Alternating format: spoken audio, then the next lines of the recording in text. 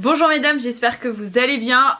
Aujourd'hui je vais vous parler de nouveautés make-up que j'ai acheté. J'ai un énorme haul qui vous attend. Je sais pas comment est-ce que je vais le séquencer. Est-ce que ça sera du skincare, du haircare ou du make-up, parce que j'en ai suffisamment pour couvrir les trois catégories. Mais quoi qu'il en soit, aujourd'hui je vais vous parler des derniers achats make-up que j'ai testé sur ma peau. Là je les porte et au moment où vous verrez cette vidéo, c'est une partie que j'avais oublié de vous filmer, donc j'ai bien retesté les produits. Je n'ai pas changé d'avis sur les produits que je vous mentionne dans cette vidéo en l'ayant porté plusieurs fois.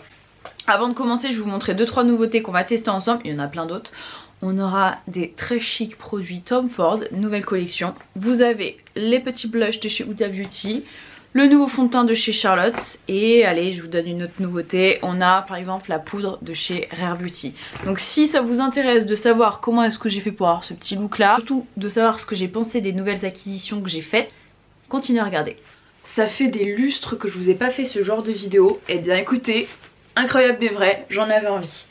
Je suis en train d'essayer de faire une expérimentation et de laisser un petit peu pousser mes cheveux. On verra ce que ça donne.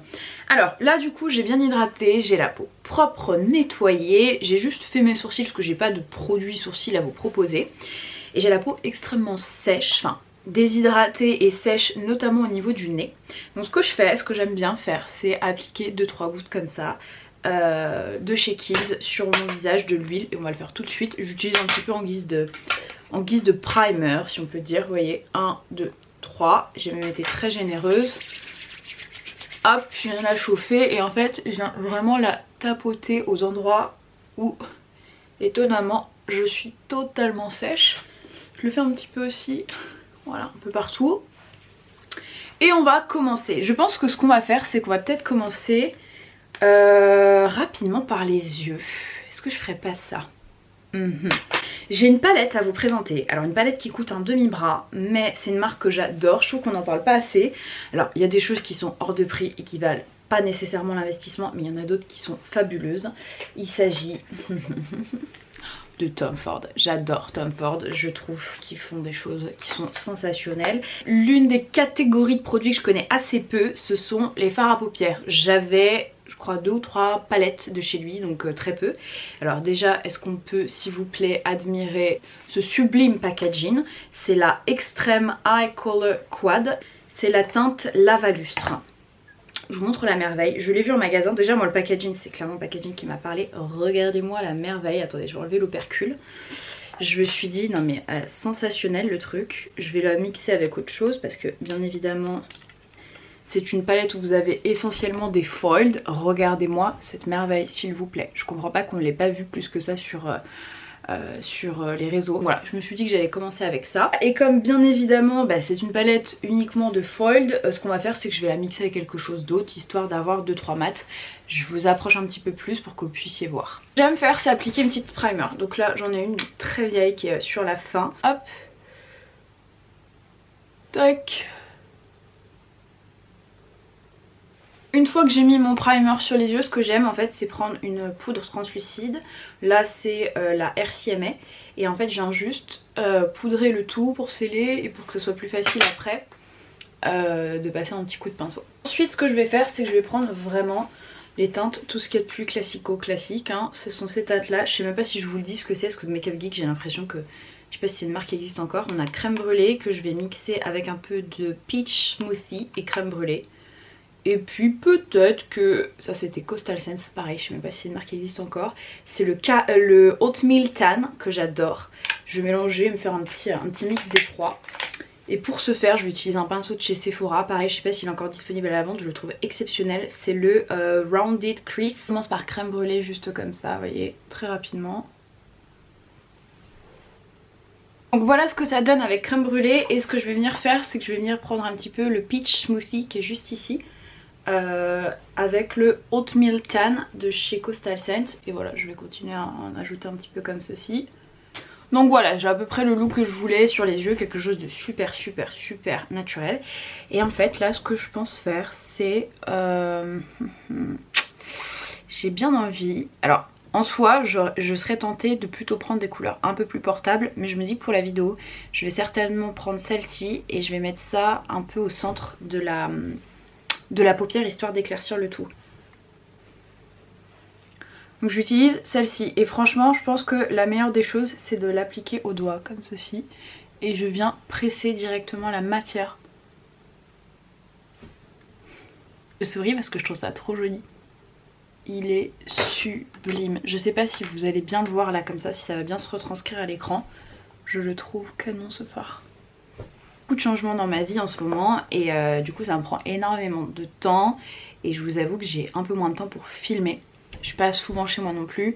Donc ouais, c'est pas le truc le plus facile qui soit. Elle est sublimissime cette couleur, on s'en reparle.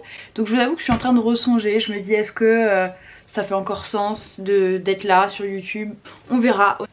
Honnêtement j'en ai réellement la volonté. Donc je sais pas, je vais essayer d'aménager un peu mieux mon temps au cours des prochaines semaines pour essayer de l'optimiser. Là honnêtement vous le voyez pas, mais c'est canon. J'adore, j'adore, j'adore.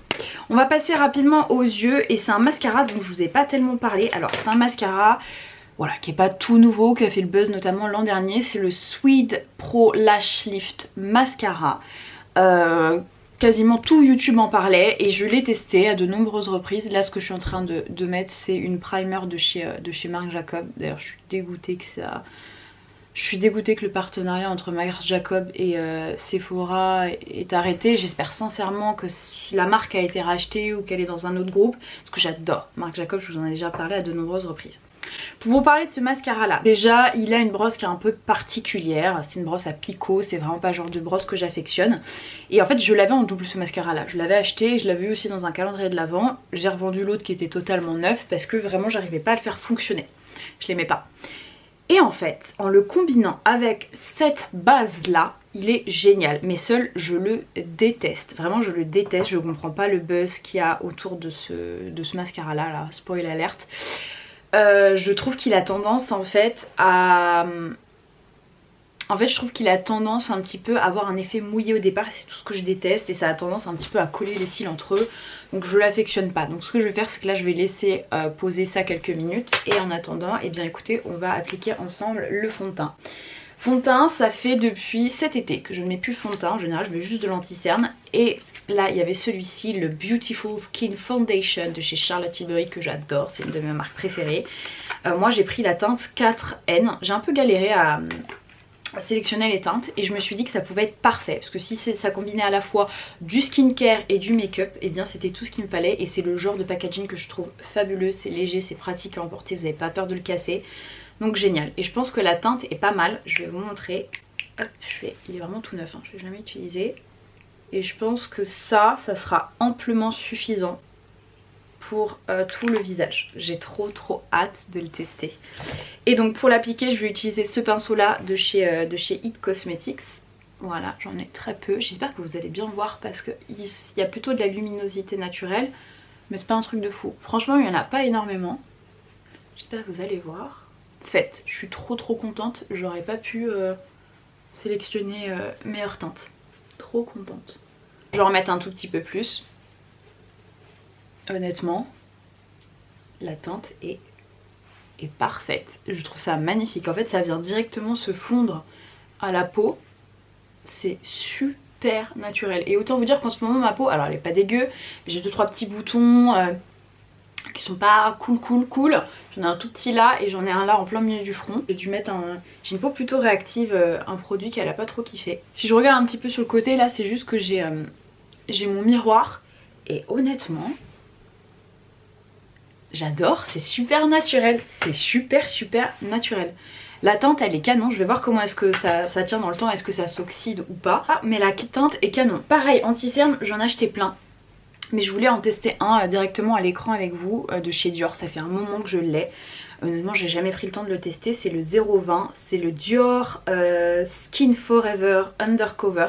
Dites-moi en commentaire si ça vous intéresse que je vous fasse encore des hauls beauté. J'ai un énorme haul skincare, hair care et make-up et il y a notamment pas mal de produits Dior parce que j'adore Dior. Je crois que c'est l'une de mes marques traditionnelles entre guillemets favorites que j'aime énormément. Je sais pas si je vous l'ai dit mais je le répète auquel cas, j'utilise la teinte 020 qui me paraît un petit peu foncé quand même. Moi j'aime bien quand c'est un peu plus clair.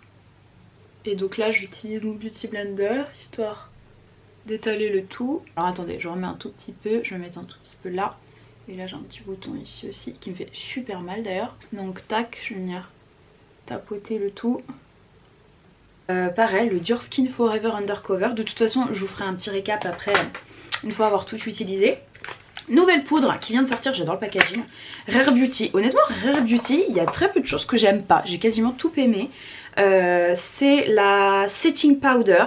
Le nom est pas très compliqué. Et moi j'ai pris la teinte light et je trouve que le packaging est sublime. Rare Beauty, je trouve que c'est l'une des seules marques de célébrité où concrètement les produits sont efficaces, ils sont sympas et c'est pas juste une célébrité qui a surfé sur la tendance d'avoir...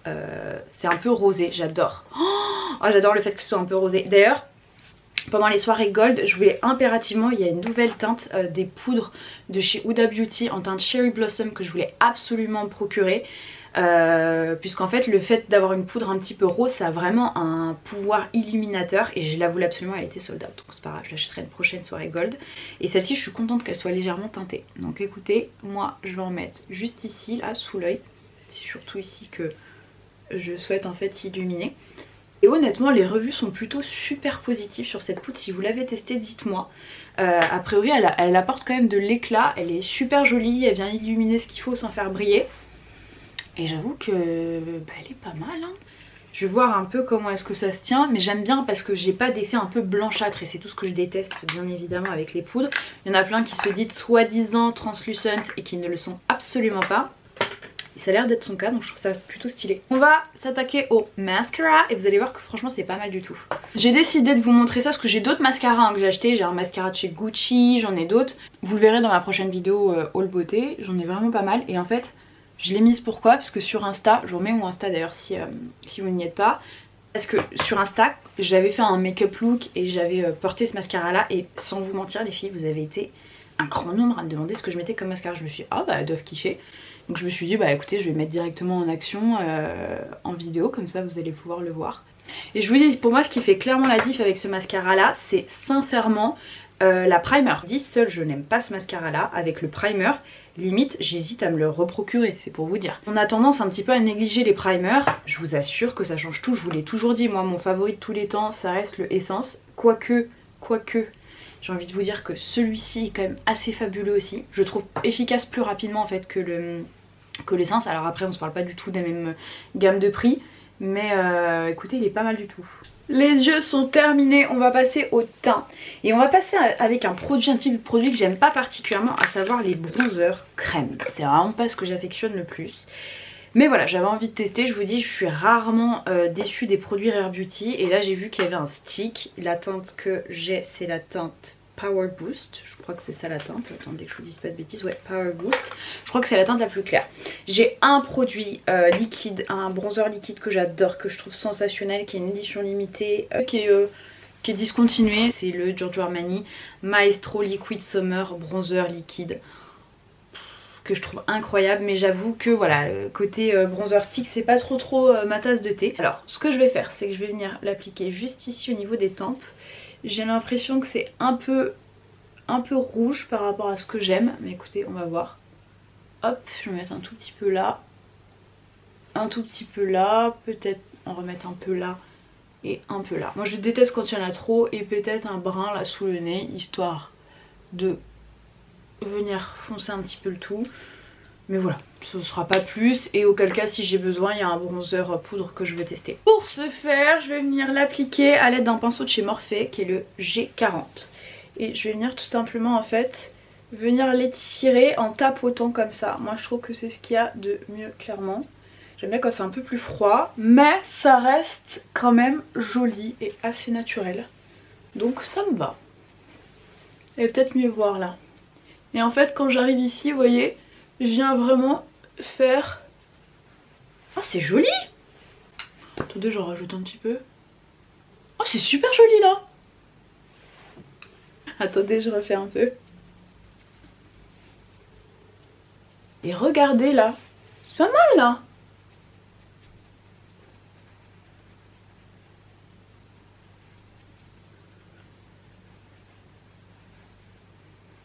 Je suis super contente du résultat.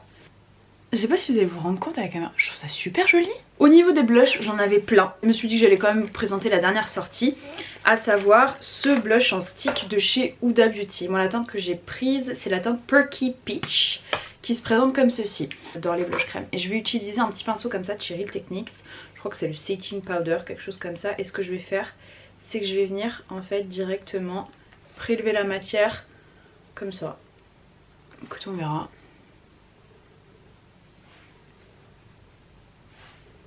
Après c'est constructible au niveau de la pigmentation. C'est joli, ça fait un teint frais. Ça fait vraiment un effet bonne mine. Je fasse plus souvent des crash tests parce que là, heureux hasard, il n'y a rien que je trouve pas beau. Il n'y a rien que j'aime pas là aujourd'hui. Après j'ai pas testé 150 000 produits. Totalité des produits que je viens de vous présenter, je trouve qu'ils sont super beaux. On va passer maintenant à l'highlighter. Pareil, c'est pas du tout une nouveauté. C'est un produit dont tout le monde a parlé dans par exemple les best-of 2021. Je vous avoue que moi les highlighters, à part les highlighters liquides que j'aime plus et je porte que ça, les highlighters poudre, je trouve que c'est toujours plus ou moins la même chose, donc j'en achète plus tellement parce que j'en ai une multitude. Et là voilà, c'est Dior, c'est une de mes marques préférées vraiment. Et j'ai voulu prendre le Dior Forever Couture Luminizer en teinte 01 Nude Glow. J'ai fait exprès aujourd'hui de ne pas mettre d'enlumineur liquide parce que c'est tout le temps ce que je mets. Comme ça directement dans le pan il paraît un peu foncé. Donc là je vais venir directement utiliser un pinceau de chez Morphe, une ancienne édition limitée. Et je vais venir, c'est beau, et je vais venir le mettre comme ça.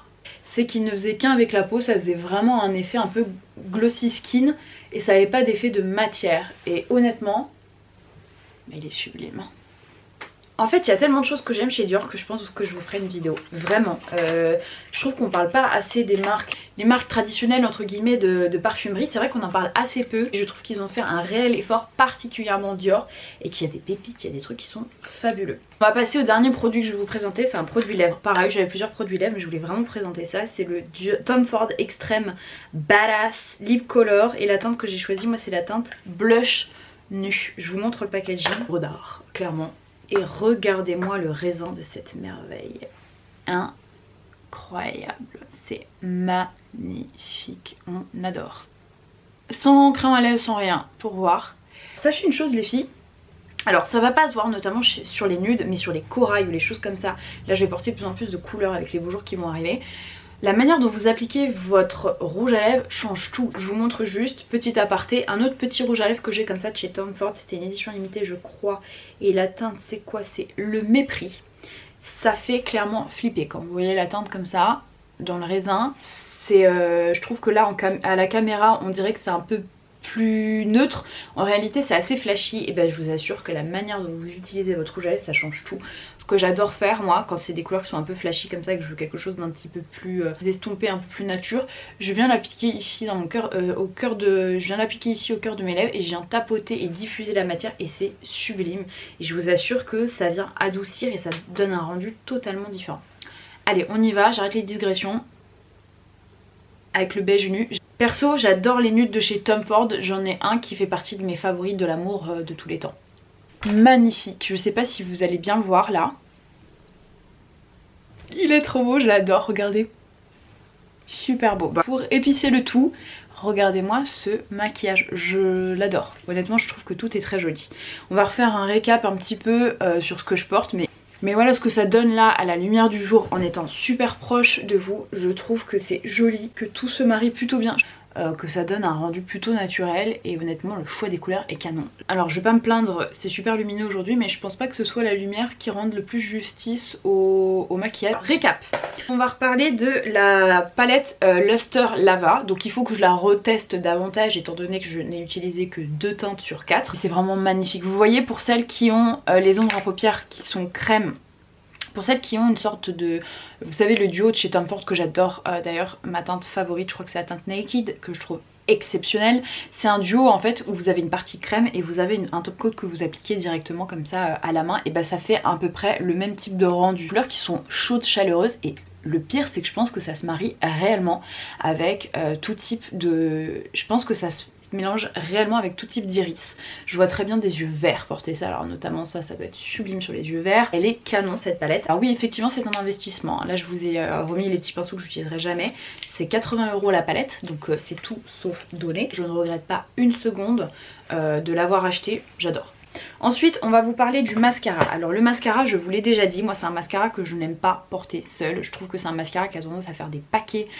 Celui-ci, voilà, c'est pas réellement un crash test, je vous l'ai montré puisque c'est quelque chose dont je vous ai certainement parlé dans des précédents hauls sans vous faire forcément de retour. C'est un mascara que j'ai testé porter seul. En revanche, lorsque je le combine avec mon primer de chez Marc Jacobs, je le trouve fabuleux. Je trouve que seul, c'est vraiment un produit qui va venir en fait trop coller les cils ensemble et ça va être un peu compliqué et pas simple d'utilisation. En plus il y a une brosse qui est un peu particulière.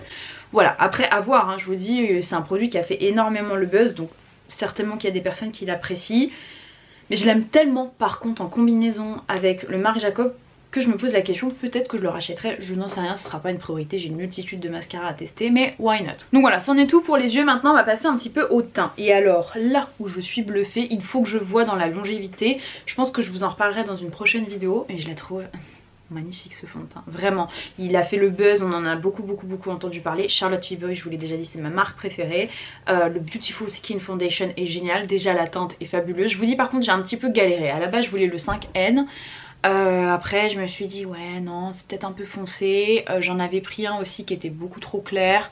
On m'avait conseillé à la base un 3 et quelques je crois, et d'ailleurs en plus c'est une make-up artiste de chez Charlotte Tilbury qui m'avait dit non vous êtes plutôt 3 ou 3.5, je sais plus ce qu'elle m'avait dit, et je lui ai dit non je vais rester sur le 4 vraiment, et je ne regrette absolument pas mon choix. Je trouve que le match est parfait, c'est ma teinte en fait, c'est ma teinte parfaite. Je pense que si je prends un petit peu de couleur effectivement je m'orienterai peut-être un peu plus vers le 5. Mais il a l'air magnifique. Quand on dit Beautiful Skin, c'est exactement ça. C'est un effet ultra naturel. C'est plutôt... c'est pas très couvrant et moi c'est ce qu'il me faut, parce que je vous dis j'ai pas de problème majeur avec ma peau.